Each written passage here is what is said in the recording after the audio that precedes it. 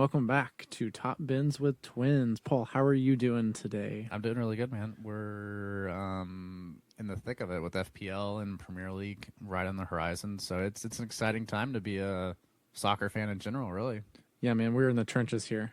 We are fighting it out, trying to find our way through, but right now, it's looking pretty bleak. Luke, dude, you need to calm down this. You're way in your head with FPL. You just need to relax and let the process just work itself out, because you've sent me probably 1 million teams in the last week, and no, the last couple of days. Sometimes you get a bit obsessive over things. No. I would never do that. Never do that. All right, we're gonna bring Marina on the pod sometime in the next couple of weeks, and she's gonna do a 5-minute segment on how you get obsessive over things, just to prove my point. Did this turn into a psychological analysis podcast while I was gone? It's about both of us, man. I think this is about FPL, so let's talk about FPL. The point is, you're going to figure it out and you're going to be fine. Right. And I think I've gotten a lot more clarity over the past 24 hours or so. Yesterday, I was really in my head about what team to pick, what formation, what premium setup, if I want premiums. Everything is just, it was a lot that my brain was trying to process. And I think I've narrowed it down a lot more. But during this podcast, what we're going to try to do is offer you all some team structure advice and also look at some premium setups for FPL that could be very beneficial, and honestly, just kind of some food for thought while you're making your final drafts before the deadline on Friday. Yeah, exactly. We want to give everybody out there the tools to have the best FPL season they possibly can. And as people that have gone through veterans of one whole season, we're here to help you out and kind of weave your way through all the garbage, all the trash out there that you see, and kind of get straight to the point of some ideas for you and things to just kind of help make your FPL season flow the best way it can, because it's a marathon, guys, not a sprint. So just stay with it. It is a long marathon, that's for certain. Yeah. So I think we're gonna kind of have 2 segments of this pod where we're gonna talk about kind of some premium options, 4 different drafts we both built that are options for everybody out there, and then we'll come back in the second segment and we're gonna kind of just talk Premier League in general and kind of top six clubs where they're gonna finish, what we think is gonna happen, and then we'll also discuss basically the 3 best assets, who we think are going to be the highest scorers from each asset class of defender, midfielder, and also forwards too. Which is going to be very difficult to do. I mean, the variance, what can happen throughout the course of a season is extremely high. So please take this with a grain of salt, but there are predictions, off-the-cuff predictions, based on some statistical analysis we've done as well independently. So we will be right back after a little break and dive right into some premium setups that could be excellent for you all to think about. All right, we'll see you soon.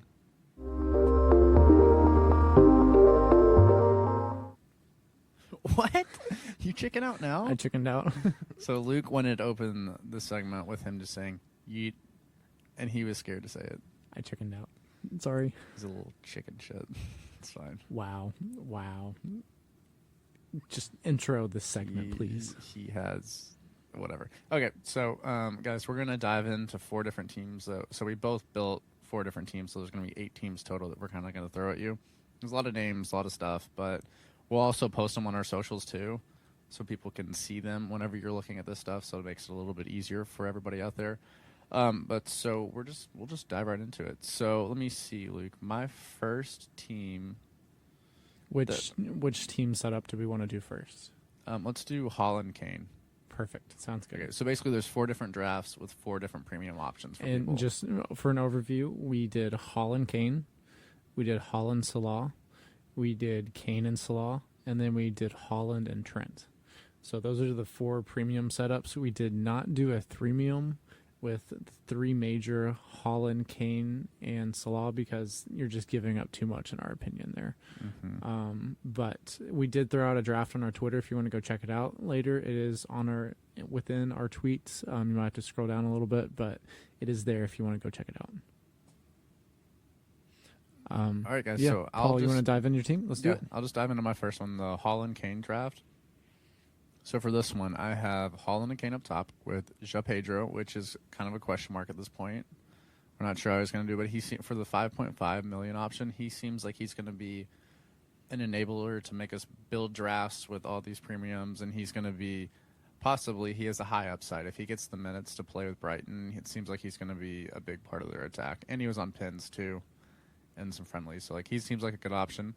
And then we have also another Brighton player, Matoma, Madison. And then this is going to be a shocker for everybody out there. I actually included Sterling in this draft. That is pretty surprising. You want to explain why? Yeah, I just think that Sterling, I think Chelsea's going to be attacking this year, and I think Sterling's going to be a large part of that, especially with Nkunku out now, and they may not score. I think Nkunku was going to be a huge part of their team, but without him, Sterling's going to have to step up, and he's shown us in previous years that he can be a very viable FPL asset. It just hasn't happened at Chelsea yet, so I think there's a chance. Paul, do you think that Jackson could be a better option if you're looking at the Chelsea attack? Possibly. You could drop Sterling and bring in Jackson for Pedro, and then bring in somebody else. Yeah, Jackson has looked great in the preseason. I know there were rumors of Vlahovic possibly coming over from Juventus to Chelsea. Yeah, but that hasn't happened yet. So Jackson seems to be their one striker option, at least the really viable one. And it's a possibility. Someone to think about. But Sterling is very interesting. He's one of those players that has a really low ceiling, but also a really low floor, but also a really high ceiling. You just don't know what you're going to get from him. Yeah, I think he's kind of in the same category. I think you could also skew towards Bowen here also, because he's kind of in the same category where like we don't know what West Ham's going to be this year. We don't know what Chelsea's going to be. And it kind of just depends on team performance. Like if Chelsea gets hot, I think Sterling's going to be a part of it. If West Ham gets hot, I think Bowen is going to be for sure a large part of that. And he's on pins too. Right. So Bowen may be another option too here that would work also. Someone else that I would throw out for that 7 million bracket is Trossard could be a really good asset. He has more question marks around him as playing time as an asset than these other two that we mentioned. I think if he's on the pitch, I feel a lot better about Trossard than I do about Sterling. Because I think Trossard's goal contributions. He does have, look at the Community Shield. Yeah, like he's performed really well in the Arsenal kit, so someone to think about as well. But Sterling, I like the way this midfield has set up. The only thing that I really don't like is picking Matoma over Marsh. I mean, we fundamentally disagree. We'll disagree with that for the rest of our lives. And it's fine. The basis of what I'm putting that on at this moment in time is just the difference in percent selected. Right, Matoma is currently at 37% or so ownership, I believe, and Marsh is at around 2.5%. Yeah, and if both are locked, both have very equal stats. I feel like that differential potential there is immense with Marsh. Yeah, I don't disagree with you, but I also just prefer Matoma as a player over Marsh. So yeah, that's great. Do you want to rip through those defenders? Yeah, so I also, just so everybody out there, I also had Saka and then Eze too, which I think Eze and Saka both are going to kill it this year. So I have Estupiñán in the back line, Ben White, Cash, Bell, and Bash on my back in the back five. And then also I have Onana and Slonina. And Slonina is just there until Matt Turner becomes an Arsenal player, so I can have... Makes sense. Until he becomes a force player. So the transfer was confirmed this morning. It should hit sometime today or tomorrow, maybe before the FPL deadline goes into effect. Mm-hmm. So Matt Turner is going to be a great enabler for a lot of teams. Yeah, everyone be sure to get Matt Turner in at that 4 million price mark. That is someone that you're going to want to have in your teams. He's going to enable a lot. And like the way Force play, and especially if they're going to want to play this year, they got Matt Turner because they know they need a shot stopper back there. And talk about a way to rack up bonus points. He's going to be, I think he could be an FPL giant at that price point. I think with someone really big up top in Iwoni, the Nottingham Forest striker, I think he could, see some bonus points as well from his distribution out of the back. Possibly. Although he's not quite known for that. So he has gotten a lot better, so we never know. Well, that's a good team, Paul. I really like that. The Holland and Kane matchup is something that's very enticing to me at this point in time. Mm-hmm. Shall I go through my team? Yeah, go for it. Yeah. Okay, so for my team, I have Kane and Holland up top. I would be set up in a 3-5-2. Building from the front there instead of the back. So I'd be set up in a 3-5-2. In this draft, I'll start from the back and work my way forward. I would have We're going to argue about this, just so you know. I would have Matt Turner as my keeper, right? And then for my defenders, I would be starting. It would be Udogie with Spurs. It would be Chilwell and Estupiñán. In the midfield, I would have Mason Mount, who I think is an excellent option with how forward he's been playing. He's been playing a little farther forward. If you look at his heat maps and his positioning, he's been playing higher than Bruno. That is a huge asset to me, and overall, I just want him to be in those positions. And if he's in those positions, I think he's an incredible differential over everyone else, and you save so much by having him. Secondly, the one that's the real question mark of this team is Diogo Jota. Is it the real question mark, though? It's a big question mark. It definitely is. Someone that I would easily be able to, transfer out for someone maybe perhaps a little bit more reliable. But I want to have a Liverpool asset. And with him starting 3 out of their 4 preseason friendlies, I think Jota has performed really well for Liverpool.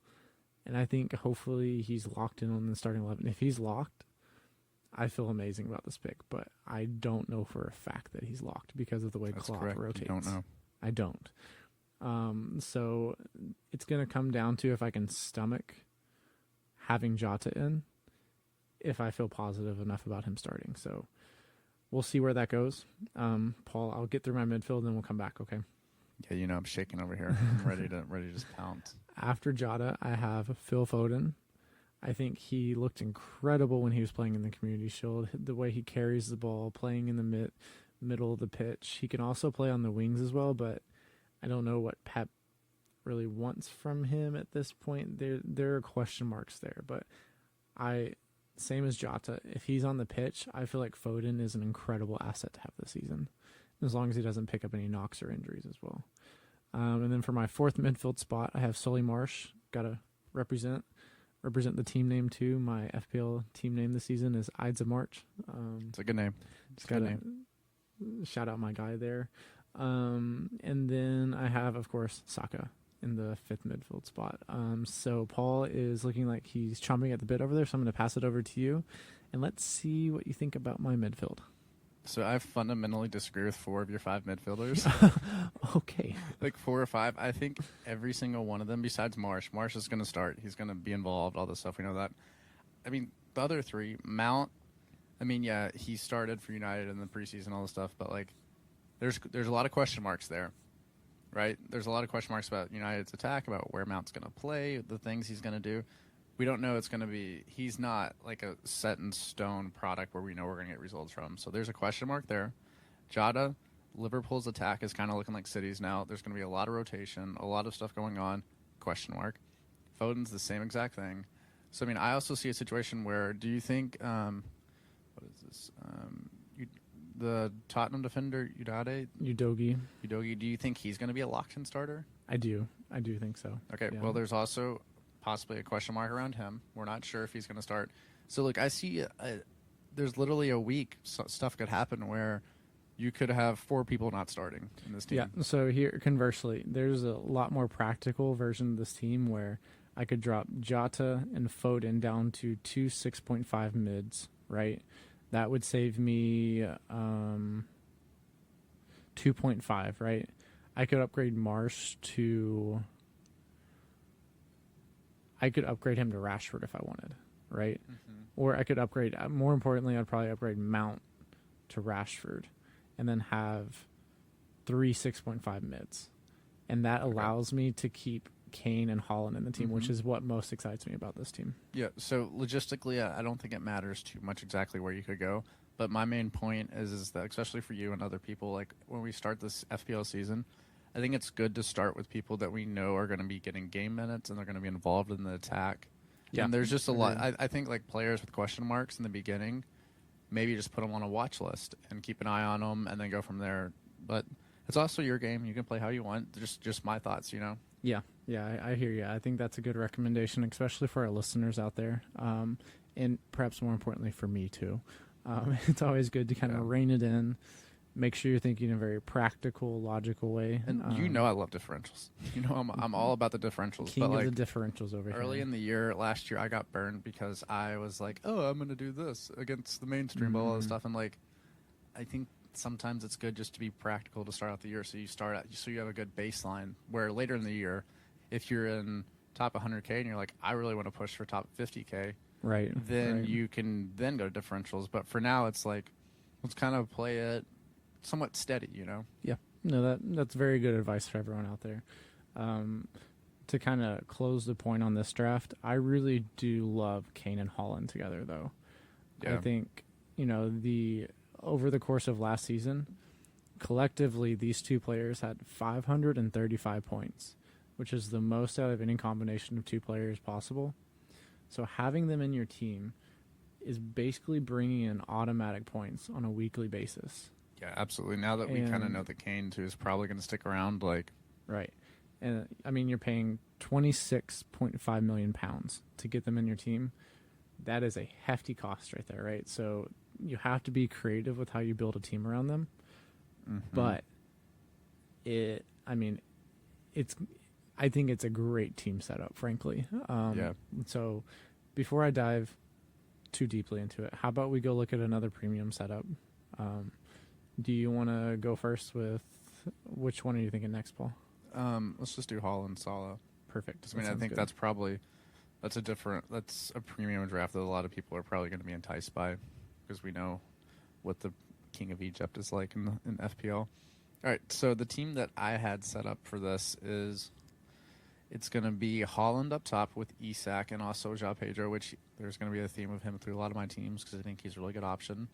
And then we have Eze in the midfield, Madison, which I think for a lot of people out there, we haven't really discussed this on the pod, but with Kane staying at Tottenham, they're going to score a lot more goals than if he wasn't there. And I think Madison is a good way to enable that. Madison or Son, because Son's at 9 and Madison's at 7.5. But Madison is a great way to be involved with that because he's going to, imagine him with Kane, Son, and Kulusevski most likely starting, I guess. He's going to absolutely just be able to ball out and do what he wants. And he's just going to have he's going to have reign to do whatever he wants in the attacking third. And it's going to be exciting to see what he does. And he's also, going to be on set pieces as well, right? Yeah, he should be. With his delivery, he should be. And then so I think that's a really sneaky way into Tottenham's attack without taking up the price that Harry Kane does. And then we have Salah, which honestly I don't think really needs explanation. He just produces year in, year out. And then we have Saka, who I think is a great option. Arsenal's going to score goals. He's on pins. Great option. And then Bowen, who I actually really like a lot. He was really good in preseason. West Ham had some good preseason matches. They had some really bad preseason matches. So he's somebody that I'm on the borderline of putting him on a team or just putting him on a watch list. So whichever way you want to fall. There's other 6.5 options that could possibly be there. I think the addition of James Ward-Prowse is going to be really good for Bowen. Harry Maguire will help solidify West Ham a little bit, provide them structure that otherwise they wouldn't have in the midfield. So I think it could be really good for Bowen, seeing how they kind of bring some players in at the very end, right before the season starts. So keep an eye on that. But I love the way this midfield is set up. Feels very equal while still having a heavy two really expensive premiums. Yeah, and I think the best part that I like about this midfield is it seems like this midfield should consistently produce, but it also feels like there's weeks where this midfield could just bring in a massive haul for me.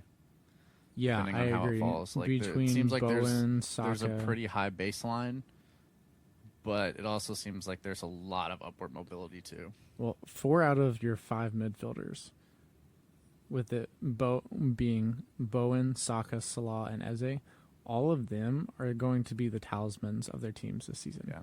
And that is highly important. Eze will be on pins, Salah will be on pins, Saka will be on pins, and Bowen will as well. That's a big thing. So all of these are great ways to look at setting up a team. I think Paul has got a gem here out of a team. I think that's a good one. And then in the back, just so you know, the 3 people I'll have in the back starting for me will be Estupiñán, Gabriel, and Cash. Yeah, which I'm going back and forth on. I could take 0.5 away from somebody else and move somewhere else in this team to where Ben White looks so good in the Community Shield it's really hard to not bring him in the team. But Gabriel also offers a goal advantage, like a XG chance, probably that Ben White doesn't. But I mean, if you look at it, Ben White probably. Well, I think he should have had an assist. Ben White had more goal contributions than Gabriel did last season. Yeah. And that's why he's that extra 0.5 more expensive, because you do have him playing more progressively and are playing with Saka. I mean, you also have those infrequent opportunities where he just passes to Saka and Saka cuts in on his left foot and just top bends it. Yeah. So I mean, I think Ben White's he'll probably end up in my final day team. He's one of those players where I feel like he's perfectly priced. Yeah. Because of his positioning. Yeah, understood. So, and then I also have Matt Turner on goal and also Pickford too, because I think that's going to be a good rotation. Like, kind of save an extra 0.5, keep goalkeepers low in price, and have more flexibility in the team. So, yeah, and it's good to have a rotation of goalkeepers too. I think that's a great team, Paul. I really like that one a lot. That one. Let's hear your team, Luke. All right. So we will start from the back. I have Turner and Areola. Areola's Areola. Shout out, Blake. And then just to note in the beginning, there's nothing left in the bank with this team. It is 100 million. Yeah, that was the same way for my team. Just everybody knows. Right to the dot. So I have Udogie from Tottenham. I have Chilwell, Estupiñán. I have Matty Cash, and then Baldock from Sheffield. And then in the midfield, it gets a lot more reliable and consistent, I think, here. So we've got Rashford, Salah, Martinelli, Solly Marsh, and Saka. I think the one thing I might change with that midfield would be Martinelli, maybe going down to Maddison, freeing up a 0.5, and also getting away into that Tottenham attack. Yeah, that makes sense. Up top, this is kind of where the team really struggles. You're not wrong. João Pedro, Holland, and Ujoy. Yeah. Sorry, my apologies if I didn't pronounce that correctly. But he is the 4.5 million striker from Forest. So that's the team right there. I think the midfield is the strength of this team. Yes. And I really like the way it's set up, especially with being able to have a little more flexibility at the back. If I drop down to Madison, I could also get Pedro Porro or Gabriel in at that 5 million mark on the defense and really kind of solidify from the back as well. Yeah, that's a situation though, like where I think you need to maybe redistribute a little funds up top. So when you're starting two strikers, like you got to have somebody that. Yeah, and one way to do that perhaps. Cut down Martinelli to Madison, change Rashford over to Bruno. That frees up 1 million right there. I could leave my defense the same, but I really don't like any of the 6.5 million forwards either. So I would need to free up more cash than that. So this one would be a work in progress, I think. Yeah, it's a work in progress, but that midfield is stacked. The midfield is really good. I don't even know if I would want to cut from that, except for Martinelli down to Madison. Yeah, well, that makes sense. But I like the midfield a lot. It's a good team, Yeah, it's a good option out there. For our listeners out there, for the Holland and Salah premium setup, last season their point total combined would have been 511 points, which is really solid, very, very reliable performance there. And you're going to be spending 26.5 million pounds in order to get them into your team. So essentially the exact same price point they're going to pay for Holland and Kane together. So let's move on to how about we take a little break here, Paul? We'll come back and then talk about the Salah Kane setup and then also the Holland and Trent setups. Okay. Yeah, works for me.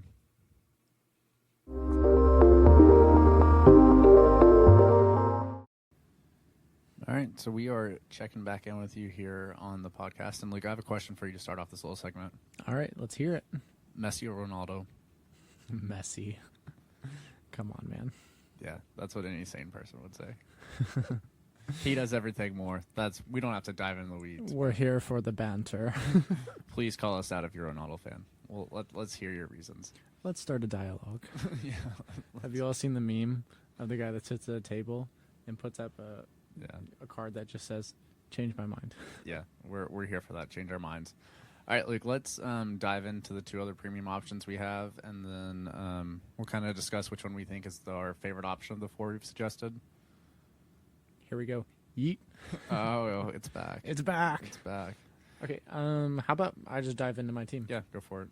Okay, so we are going to be looking at the premium setup of Salah plus Harry Kane. So just from the very beginning, let's put it out there. Last season, their points total collectively was 502 points. Behind Haaland and Kane, right? Third. Behind Haaland, Kane, and Haaland, Salah. So they are really 9 points behind. 9 points behind Haaland and Salah. So this combination is an excellent combination because it is cheaper. This premium setup, as opposed to the 26.5 million pounds you're paying for the other two premium setups we just talked about, this one is 25 million pounds. So you're saving 1.5 million. That can go a long way to improving your team. So my team that I drafted for the Kane and Salah setup, I have Matt Turner and I have Onana in goal. And then sorry, I was taking a drink of water, but Matty T. Matty T. Yes, that's a good one. I did just that's a good one. Yeah, I was thinking about something about my team. I'm going to change something that I drafted initially. So instead of, I'm going to have Doherty from Wolves as my defender at 4.5 million. He is locked on to play, from what I understand from everything I've seen. Maybe now having a new coach might change that. Yeah. Goodbye, Jose Sa. Yeah, that's a big old mess for Wolves to figure out. Yeah. But I'm still going to have Doherty in the team at 4.5, Chilwell at 5.5, Stupinan at 5, Cash at 4.5, and then Trusty at 4. Because I want to avoid those price drops. Baldock is around, I think, like 14% owned because he's locked in on playing, but he's at 14% ownership. So if people jump off that ship fast, then his price will drop. And this early on in the season, having a price drop like that can really affect how you're building your team. It's valid. In the midfield, we have Mason Mount. Shocker. We have Salah. We have Phil Foden. Oh my. Kai Havertz. Yeah. And Saka. So, Paul, let's hear your thoughts. What do you think about that midfield setup? I think we go back to the same thing. I see a lot of question marks. I mean, we saw Havertz. He started against. So we'll start with Havertz. I think he's a good option. I think there's going to be a lot of rotation with Arsenal. I think you're going to see a lot of different setups depending on who they play, and so I think one thing was very clear, though, that Arteta played him up front because he wants somebody that can control the focal point of that attack against a team like City. There were a couple moments, too. I mean, Havertz, he had two really good chances that he kind of, just created from little moments. And he's going to be floating around, like we talk about in this pod. He's like a little shadow. He disappears and pops up and gets in dangerous spots, and he's a big body, and he's very technical. He's like an alley cat. Yeah, he's like an alley cat. I didn't expect you to say that in this pod. Well, what can I say? I'm full of unexpected comments. I do agree, though. Havertz is someone, when I look at them, I see a lot of potential because he's playing for Arsenal. If he's playing up top, he's going to get chances. Yeah. And I think the chances are going to be a lot easier and come a lot more frequently than when he was with Chelsea. Mm-hmm. So I see this is an amazing opportunity for Havertz to tear down that narrative that's kind of been built up around him over the past year or two. So the thing is about that is I'm sure there were a ton of Chelsea fanboys that were happy on Twitter because Havertz had those two chances that were pretty clear-cut. They weren't tap-ins, they weren't easy misses, but I mean, they kind of just got stopped, the goalkeeper made good saves, he did a good job being in the right positioning.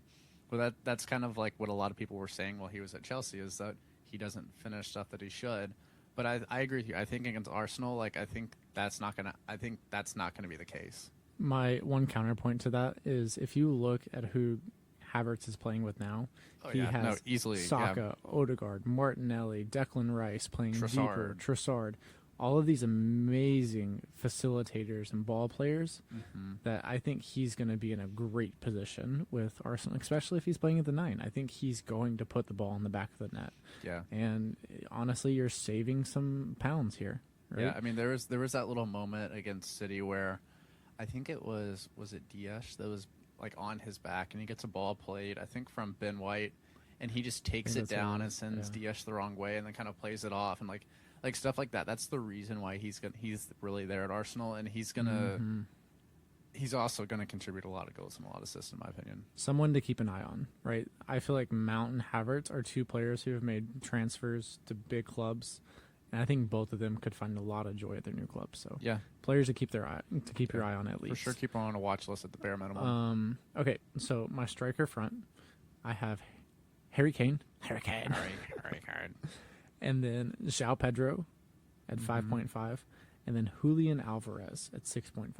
It's a cheeky way into City's attack with Foden. The thought process here is, without having Haaland in the team, I want to have 2 City attackers. Double the opportunity of getting that Haaland assist, getting points from that. And I think both of these players have immense upside this season as long as they're on the pitch. Yeah. So question mark. But the best thing about this, right? Hear me out. If I play a 3-back, I can easily fluctuate between a 3-4-3 or a 3-5-2. So there's a lot of flexibility with this setup, which is kind of surprising having Salah and Kane. It just goes to show how much having that extra 1.5 can do for your team design. Yeah, I think this is probably my favorite team of yours that you've drafted from these from these 3. Dude, this shouldn't be a thing. No, it shouldn't. That is retired now, I promise. I don't believe you at all. All right, so I'm going to dive into my Kane Salah draft. So we'll start with the front. So up front, I have Harry Kane. Shocker. And then I have Ferguson, who I think for Brighton, he's somebody that could easily hit a run of form where he's scoring goals every week, where he's a vital point of Brighton's attack. But I also have another forward in Nicholas Jackson, who I think is going to be a prime starter for Chelsea, and when they're in the goals, he's going to be heavily involved. So there's a good rotation up top for that starting for those forwards. Why are you looking at me? Who's in your midfield, Paul? Who's in your midfield? So I am a hypocrite. I do not. I will not lie. No, keep going on Nicholas Jackson because we'll get there. We'll get there. I said all I need to say. Nicholas Jackson. So all right. So we're gonna start with the midfield here. So we start with Matoma, which we know how I feel. Matoma over Marsh, and then Saka, Salah, Bruno Fernandes, and then Phil Foden. Because also I don't think he'd start week in, week out for me, but he's a good option. Paul, A2 Brute. Pull the knife out of my back, please. It's not even like a hypocritical action. Like, so the way I see that is that Foden's a good enabler some weeks. Like, I think he can be really good sometimes, but to be a consistent starter, I don't see it. And the setup I have, like, I can start 3 strikers up top with Kane, Ferguson, Jackson. Like, this team's very adaptable. And then in the back, I have Estupiñán, Saliba, Cash, Bell, and Basham. And then I also have Leno, and it'll be Matt Turner in goal. So I like that. I think this team's very adaptable. Like, I'll usually just be starting 3 at the back, and maybe like a 3-4-3 or 3-5-2, depending on the week. Like, I think this team offers a lot of practicality. And yeah, Luke is looking at me like he wants to kill me for Foden. But like, I think Foden week in, week out, especially once Champions League gets going and we kind of see City's actual team that Pep's going to want to play, the question marks will kind of fall off. We'll either know or we won't. Yeah, we will. And that's something that actually, no, I don't think so. With City, I don't think we're going to figure out. Because I think Pep is going to constantly keep us on our toes. I think so. He does, but rotation. Like, I think last year we kind of figured out who his best 11 was after Christmas. And I think once we kind of figured that out, like, we knew who he wanted to start. Like, he was going to start Haaland, Grealish, most likely Mahrez, and then Gundo kind of floating around that area with KDB somewhere in there. Like, I think he likes to keep his cards close to his chest, but like, you usually can figure out halfway through the season who he thinks his best 11 is for big matches. I just don't understand why Foden doesn't play on their right. It doesn't make sense to me. I don't understand. With someone as talented as Foden, Pep seems to get so frustrated with him that he cannot seemingly give him a significant run of game. You would kind of think that at the end of this year, if Foden isn't like a vital part of this attacking unit, that he's going to start looking elsewhere because I mean, he has to. He's one of the best players in the world, and he's not breaking into the starting 11 at the club he plays for. Which is absolutely mad. It's insane. He is such a fun player to watch, so talented. But yeah, I think this is a really good team, Paul. I like the setup. I think defensively it looks really good. The midfield, very versatile. You're getting a lot of really good attacking options here. Across the probably best attacking teams. The only thing I don't know. James Madison is someone that's almost a necessity in a lot of my drafts. Yeah, that's the only thought there. I think a lot of my thought process behind that though is that, like, I think in a lot of my drafts I'm either going to go Kane or Madison. Like, I think either way, like, you'll kind of see a knock-on effect from either one. Which, I mean, you could just go both. It's possible. Like. But if I double up on the midfield, it's probably going to be double Arsenal. Or like if I'm like betting on an attack, it's probably going to be Arsenal, Liverpool, and Spurs probably will be eventually a team where you want two attacking players, like a midfielder or a forward, or two midfielders, two forwards, whatever you want to say. But to start off the season, I think we kind of want to see how they settle in. Yeah, I think that's a good way to say it. One thing based upon this double up in the midfield that you're talking about is I do not understand the idea of wanting to have two Manchester United attackers that are taking up a strong amount of your funds with having Bruno Fernandes and then having Rashford in the same team. Yeah. I personally don't understand the appeal of it. I think that by having one of the two, you can cover that attack. And as you can tell on this podcast, I even think that Mason Mount is a really good avenue into the Manchester United attack. Yeah. I mean, it's an idea, really. It is. Yeah. I think I have some serious questions about the Man U double up, but valid. I think Arsenal could be a great team to double up on. There's going to be a lot of goals. I think that, they're going to be Arsenal's going to where be they're going to come watch from this year. Yeah, they are. Yeah. Is that going to do it for this draft for you, Paul? Yeah, let's go ahead. You go ahead and dive into your Trent and Holland draft, and then I'll do mine. All right. Got it right here. Okay. Just as a baseline for you all to kind of have something to go off of, the combination of Holland and Trent last season would have gotten you a total of 428 into your team at the end of the season. And this season, having both of them in your squad will cost you a total of £22, which is a big savings over these other premium setups that we're going over. So it definitely makes building a squad a lot easier and enables a lot more optionality in your team. So just putting this out there, Paul, you're going to hate this team. There's a lot of variance with it, but we move, AKA right? question marks? If you want to say it like that, sure. Okay. Okay, so we have Turner and Pickford in goal. I actually kind of like Everton's runs. I love that rotation. I really do. Turner, Pickford. I like Pickford and Everton's run. Pickford. Go ahead, secondly, so let's look at the defense. I have Trent Alexander-Arnold, Chilwell, Estupiñán, Trusty from Sheffield, and then Kabore from the Eagles. That's a big move for Trusty.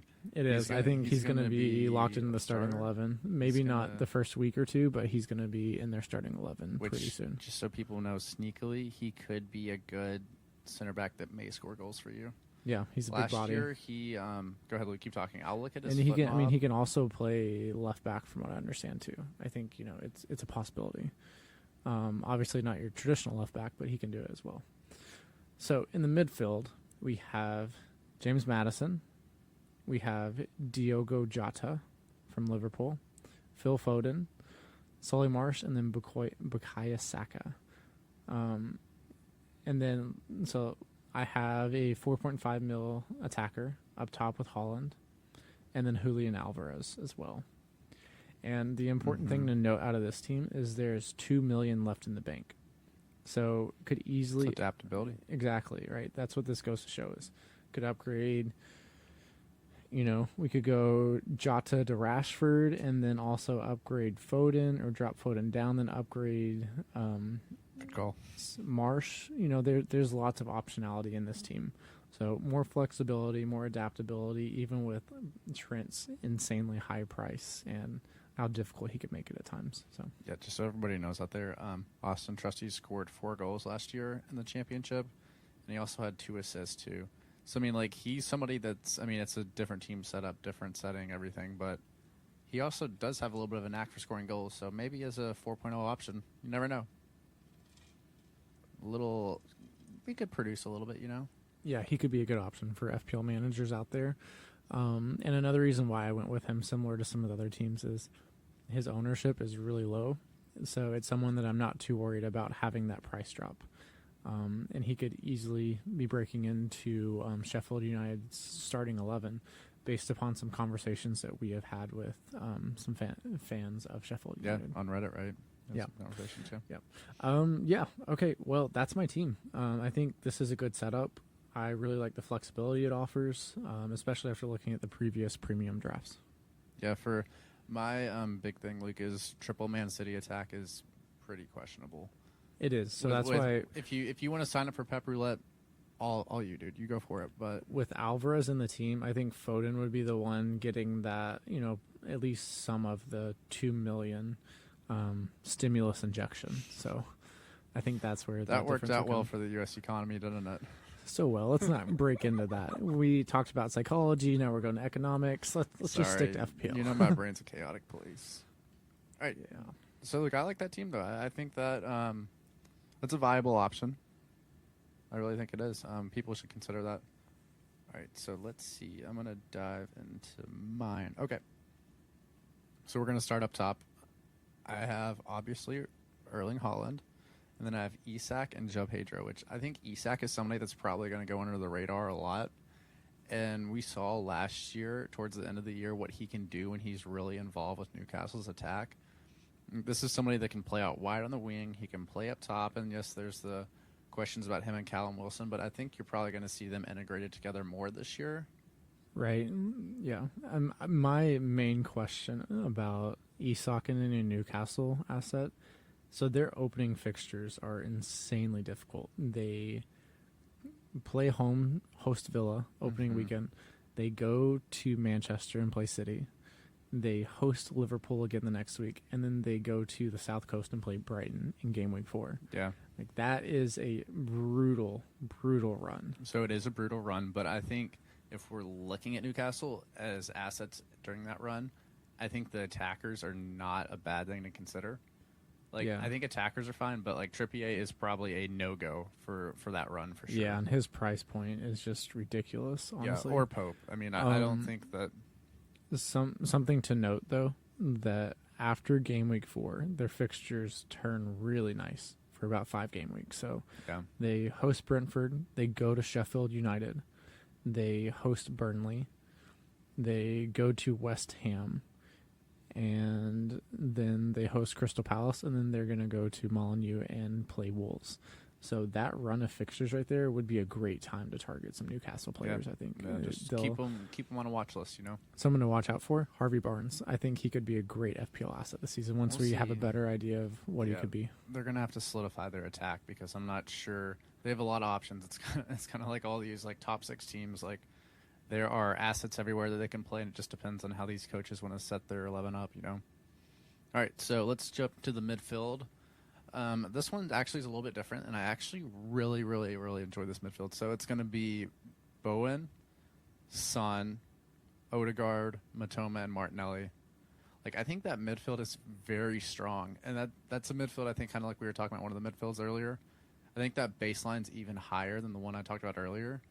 And their ability to that team could have a week where they produce a ton of points. Yeah, for sure. It definitely could. I think I like the way that the cash is very evenly distributed amongst the midfield. And even up top, you have, all 8 of these assets across the midfield and forward line, all of them are viable. Yeah. And week in, week out, you can rotate them in. Depending on fixtures, who's in form, I think it's an excellent team to build around. Now, at the back, maybe a little more questions should be asked. But yes, I agree. I do think that it's a really good setup. Yeah. Yeah, and then thank you. And at the back, I have Estupian, Trent Alexander-Arnold, and then Cash, and then Bell and Basham, which Bell and Basham are just my two default 4.0s right now. Austin Trusty may make his way in. We'll see. So for this, I mean, I think we have to consider the option where do we think Trent is going to play? I think any draft where you're drafting Trent, like if he's not going to be in that role where he's playing as CDM or as a midfielder, I think there's a lot of soul searching we need to do, because especially with last year and the way Liverpool defended, and this year, I mean, have they brought in more defenders? There's a little change, but I don't think there's too much change. And yeah, they brought more midfielders, which may help a lot. But I think that's kind of like another thing where we need to sit and watch and wait and see how they play this year. Yeah, another kind of way to look at this, right, is the opportunity cost of going with Trent, who sucks up so much of your funds for your team. If you go with, say, a Chilwell, a Pedro Porro, a John Stones, all three of those assets almost feel equally as opportunistic with, almost half the cost of what you're paying for Trent. Yeah. So, and then Pedro Porro, he's $3 million less. Yeah. And then, like, if you difference. Imagine that, like, I could literally I could take Matoma to Rashford with that. Like, that makes that midfield absolutely crazy. Yeah, and then you could also, while doing that, if you simply went from Trent to Pedro Porro, you could upgrade Matoma to Rashford and also upgrade Martinelli to Saka. Yeah. Honestly, this may be my team right here. That creates a great team, right? This could be it, guys. So Paul, as he's saying, not going for any he's going for a one premium setup, is what it sounds like. Maybe. We'll see what happens. There's still time to decide. But the clock's ticking until Friday, though. Yeah, getting closer. Paul, you went over the defense, right? Yes, I did. Yeah, perfect. And then it's Leno and Turner. That's what I was questioning is the keepers. Yeah. So when you all look at my teams, I have Slanina there, but it's just because I didn't want to load up on Arsenal assets and everything. Mm-hmm. But it'll be Matt Turner at the $4 million price point. Well, I really like that team. I think that's an excellent setup. And I love to see Matt Turner slide into that team. I think he's going to be a very popular asset for a lot of managers. Yeah. But now we're to the final point of this podcast, Paul. What premium setup do you think you'll be going with? Or, inversely, are you not going to go with a premium setup? I think, just based on our conversation, this last draft that I was talking about, the one with Trent and Holland, I think I really prefer a situation where I have one premium in Holland, and then I also just kind of work my way to a really balanced midfield with good defenders in the back, which honestly what I would probably do with this team is I would go from Trent Alexander-Arnold to Chilwell or possibly John Stones, and we would bring Martinelli up to Saka and then Matoma to Rashford, which that would give me enough money to do that, I believe. I may have to go Pedro Porro in the back. Well, yeah, you could go Pedro Porro in the back, but you could also drop Son down to Madison. That's which true. Would be, that frees up immediately like 4.5, almost 5. Yeah. So that could be a big enabler for you, honestly. Yeah. That may be, honestly, that could work. Like, if I could bring in Madison for Son and then also work it to where I get Kane up top with Holland, maybe that's the premium draft there. I don't know if that would be possible. I'd have to go. I'd probably have to leave Matoma. You'd have to drop Matoma probably down to like a 4.5. Mm-hmm. You would have to. You're saying instead of Rashford, yeah, it would be very difficult to have Kane, Holland, and then Rashford too. That would be difficult. I'll play around with it, but I think this has the makings of probably a team that I'll most likely go with. As of now, you're thinking that you're going to go with one premium in Holland, is what you're thinking. Most likely. But very interesting. Also, that's 1A, 1B is just Holland, and then distributing the funds through there. Very interesting. I like the way that's set up for you, honestly. What are you thinking, Luke? Personally, I think what I'm going to do is probably go to a draft with Kane and Holland. I think I'm going to go double premium. Mm-hmm. The opportunity of having Kane and Holland in the same team, the ability to adapt to weekly fixture matchups and go captain between the two. Mm-hmm. I think Harry Kane is going to be much more explosive this season.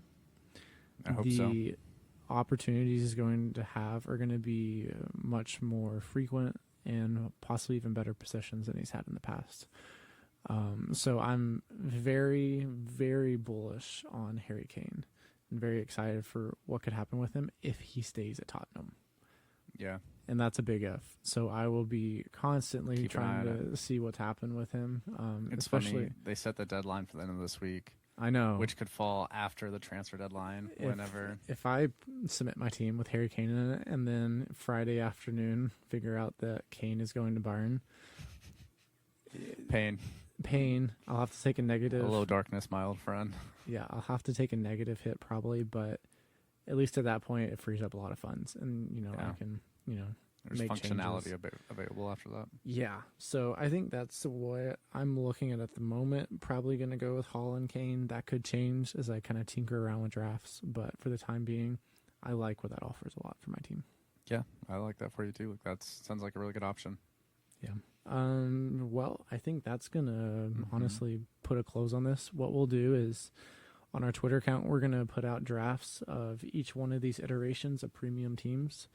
So you guys can see it. And that way, if you want to follow along while you're listening to the podcast, feel free to do that. That'll be a great way to consume this. If not, just enjoy the podcast, follow along, and I think we're good. Yeah, we'll probably actually be right back on your feed maybe Friday morning or maybe Thursday night, because we're going to put out a pod where we kind of talk about more just Premier League centric things, where we're going to give you our our list of 1 through 20 where we think teams are going to finish. And then also probably the 3 best assets. Like we said, we were going to do on this pod, but we're just going to integrate it to another pod where we'll talk about the 3 best assets from each level of midfield, attackers, and defenders, and also goalkeepers too. But yeah, so be on the lookout for that. Yeah. It's been a lot of fun doing this episode. Yeah. We're right in the thick of it right now. We're back, baby. Premier League is back, and we're gonna have a good time. We're excited. It's gonna be a lot of fun this season. So please continue to follow along with us. We love bringing content to you guys about FPL and the Premier League. So. Be sure to follow us, subscribe, whatever it may be, and we'll be back with you all soon. So thanks for listening. Yeah, guys, never hesitate to reach out. We're here. If you tell us we're wrong, tell us we're right, you just want to talk about stuff, we're constantly here. So just let us know. Yep. Thanks, guys. Appreciate you. Have a good rest of your day. Have a good one. Bye.